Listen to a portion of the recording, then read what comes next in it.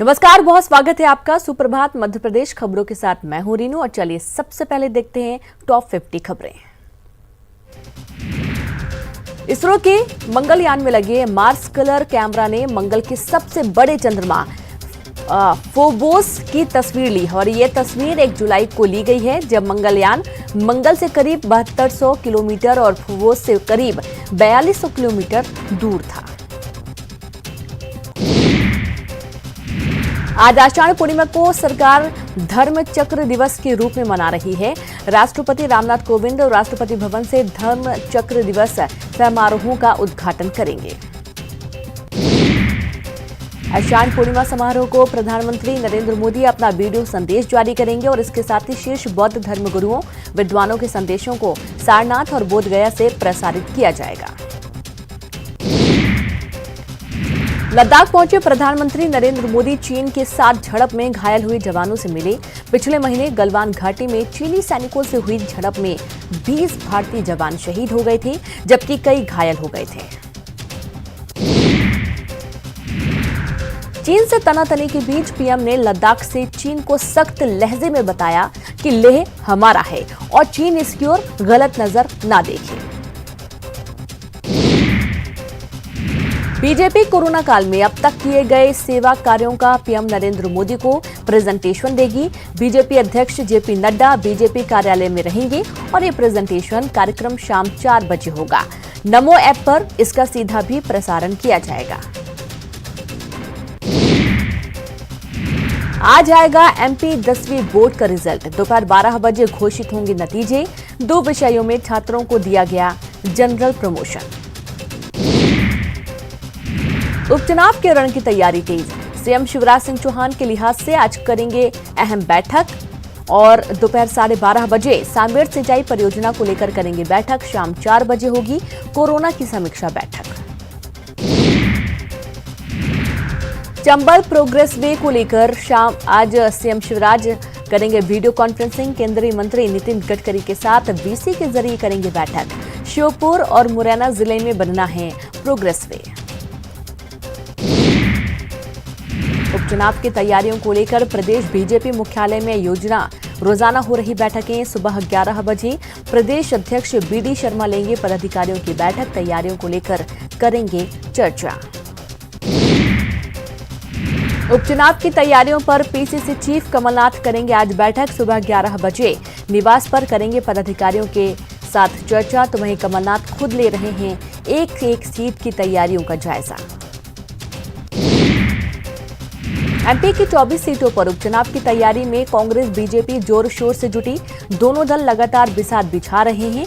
उपचुनाव से पहले कांग्रेस अध्यक्ष कमलनाथ विधानसभा वार दौरा करेंगे। जुलाई में सभी 24 सीटों पर कमलनाथ का पहुंचने का प्लान है। इंदौर आए दिग्विजय सिंह ने साधा सरकार पर निशाना। कहा उपचुनाव से पहले लूली लंगड़ी है शिवराज सरकार। मेंदोला को मंत्री न बनाए जाने पर कसा तंज। कहा शिवराज सिंह चौहान को कैलाश विजयवर्गीय पसंद नहीं। आज अपने विधानसभा क्षेत्र दतिया के दौरे पर रहेंगे गृह मंत्री डॉक्टर नरोत्तम मिश्रा। जरूरतमंदों को राशन सामग्री वितरित करेंगे। पार्टी पदाधिकारियों से भी बातचीत करेंगे। शिवराज सरकार के 100 दिन पूरे होने के बाद भी बुरहानपुर में सरकारी दफ्तरों से नहीं हटा कमलनाथ के फोटो लगे बैनर। अभी भी कई योजनाओं में लगी है पूर्व सीएम की तस्वीर। मंत्रिमंडल विस्तार के बाद रीवा पहुंचे विधायक राजेंद्र शुक्ला। मंत्री नहीं बनने के बाद भी समर्थकों ने किया जोरदार स्वागत। उड़ाई सोशल डिस्टेंसिंग की धज्जियां।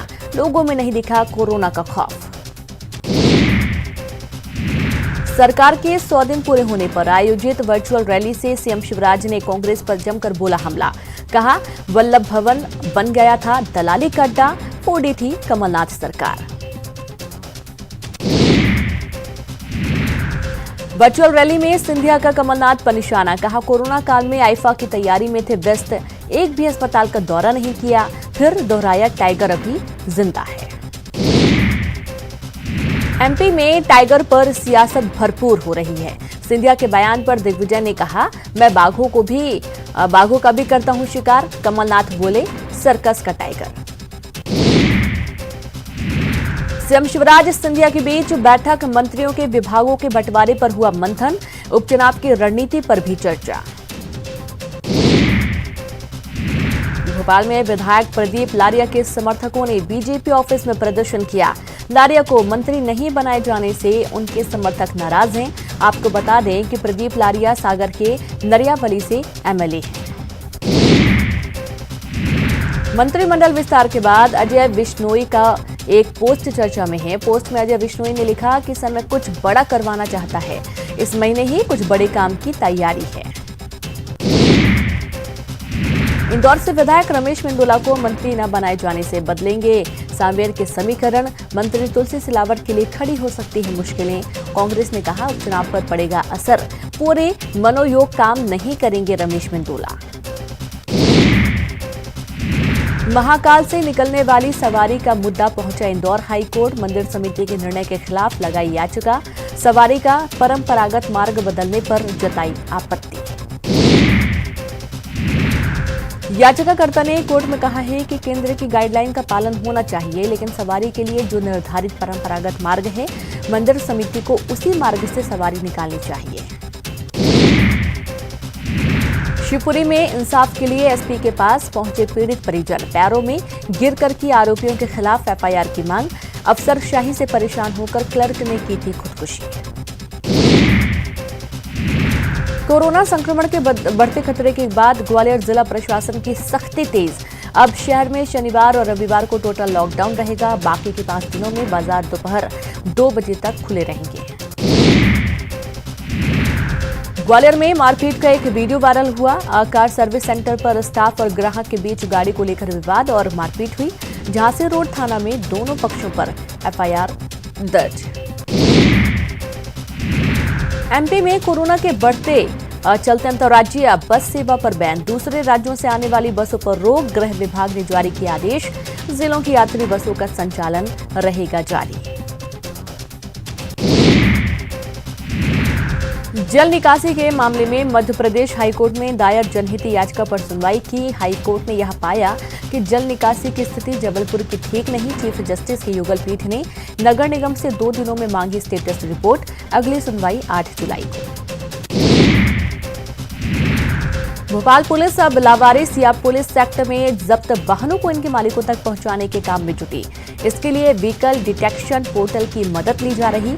पोर्टल पर वाहन का डिटेल अपडेट करना होता, जिससे ऑन द स्पॉट गाड़ी मालिक की मिलती है जानकारी। मध्य प्रदेश के किसानों के लिए अच्छी खबर, सरकार ने बीमा पॉलिसी में किया संशोधन। अब किसानों को उत्पादन लागत के हिसाब से फसल बीमा का मिलेगा लाभ। संशोधन के अनुसार किसानों की फसल की पूरी लागत बीमा में शामिल की जाएगी और इसका निर्धारण जिला स्तर पर कलेक्टर की अध्यक्षता में गठित समिति करेगी।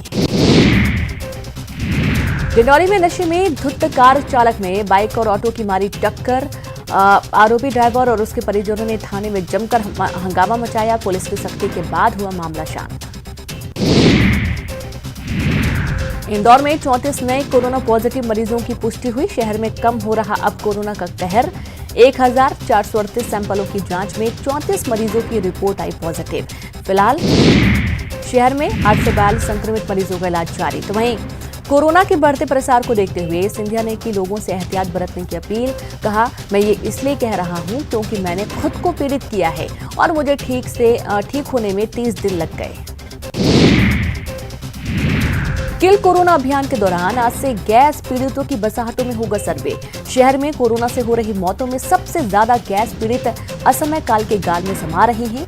सर्वे में गैस प्रभावित 36 बस्तियों में गैस राहत विभाग की 50 टीमें आज और कल सर्वे करेंगी। दतिया के जिगना में टला बड़ा हादसा, घर में रखे सिलेंडर में लगी आग, गैस खत्म होने के बाद बुझी आग, गृहस्थी का सारा सामान खाक। सियोरेहटी में उफनते रपटे को पार करना ट्रैक्टर सवार ड्राइवर को पड़ा महंगा। तेज बहाव में ट्रैक्टर के साथ उसमें बैठे 2 लोग भी पानी में बहे। एक युवक को गांव वालों ने बचा लिया, जबकि दूसरे शख्स की मौत हो गई।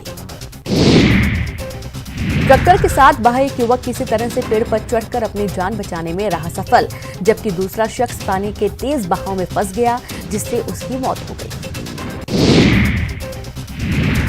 भेल कारखाने से 1 क्विंटल मिश्री धातु की चोरी की खबर। ये चोरी ट्रैक्शन मोटर ब्लॉक क्रमांक 9 में हुई। भारी सुरक्षा के बीच चोरी कई सवाल खड़े कर रही है। चोरी हुई मिश्रित धातु में चांदी, कॉपर, पीतल। पुलिस जांच में जुटी है।